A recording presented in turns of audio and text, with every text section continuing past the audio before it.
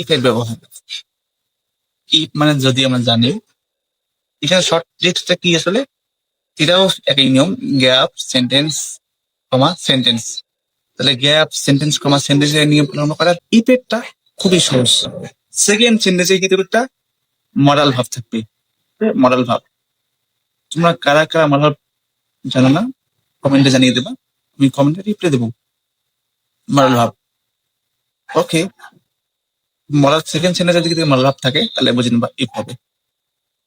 Alright, example, let's you work hard, you will be able to shine, you will be able to shine, you work hard, so কি হবে, if you work hard, if you work hard, যদি তুমি পরিশ্রম করো, you will be shine, you will be able to shine, তুমি কি করবে, উন্নতি করতে পারবে।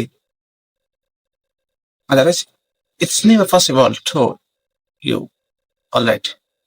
so কি বুঝলাম, if হবে, কেন if হবে, আমি এখানে দেখাই, এই যে উইলটা কি, এখানে মরাল ভাব, উইলটা কি ভাব, মরাল ভাব। যারা দুর্বল আছে তাদের জন্য বোঝার সুবিধাতে বলতেছি, এখানে দেখো dash you work hard sentence comma sentence আছে, সো কি হবে,